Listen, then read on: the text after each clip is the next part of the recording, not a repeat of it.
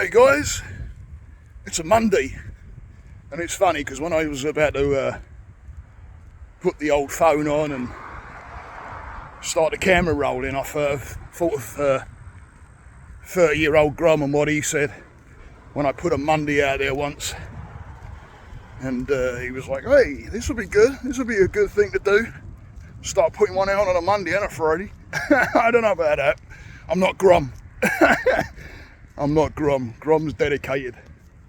He puts it out there every single day and has done for, what was it, 1,100 plus or something like that, consecutive days. So, but this does kind of come out of from a guy in our group named Dan that watched one of my videos where I was making mention of people that come into your life and leave and that make a difference and change the direction of your life.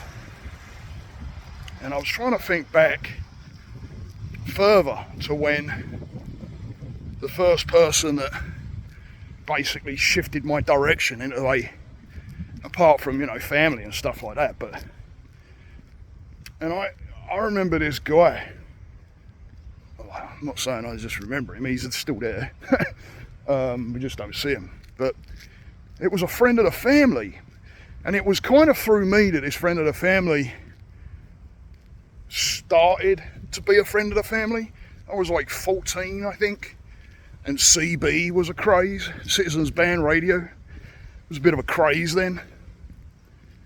And we had, my sister and I went down towards an area in my town where we were going to be meeting a whole bunch of people, and all these people were all on CB, and they was all mobile, they was all in cars, and they said, like, meet here, and everybody started going, I'm coming. I'm like, whoa, hang on.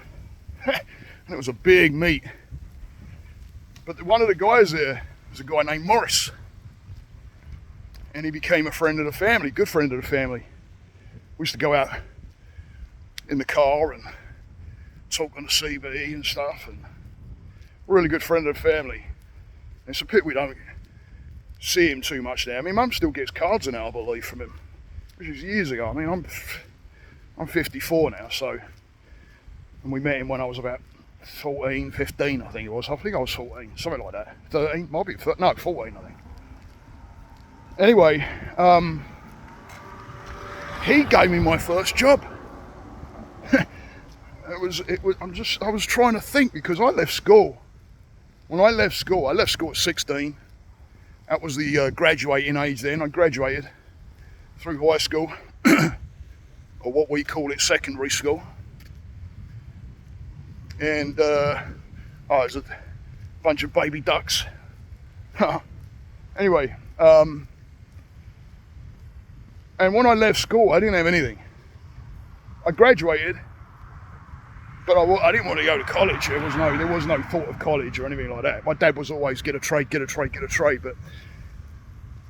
no, I didn't want to go. I didn't want to go back to school, even though I did in the end. But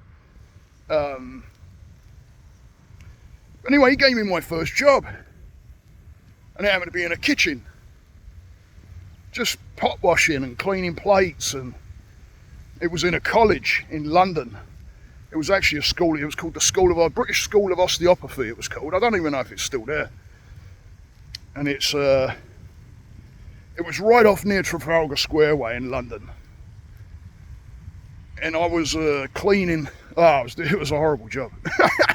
But I was cleaning tables of the students when they had their lunch breaks, and I tell you what, things you would see with cigarettes dropped in their coffee and. Horrible. Anyway, so I used to go in, I used to clean the tables, I used to work the plate room and clean the plates and everything, and wash them, and I was the only guy that did it. And then clean pots, when pots needed to be cleaned, because we used to do a lunch service, which then was the friend of ours that used to do the cooking. But he gave me my first break out in the work field. I mean, it all ended up going tits up because you shouldn't really, well, I say you shouldn't. doing work with friends and family can be a little bit dodgy, because and then you got that link, and if anything was to go wrong, try telling them. Or if you have to fire somebody or something like that, it becomes we ended up getting in a big argument anyway, and I ended up leaving and then going back. But yeah, this it gave me my first break. I was trying to think back, and that was the first starting of my basically work. And I got paid very minimal. It was hardly anything back then.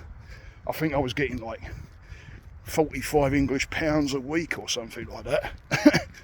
And we used to have the £1 notes then, and I used to like getting it in £1 notes, so I felt like I had a wedge of money in my wallet because it was all fat and big.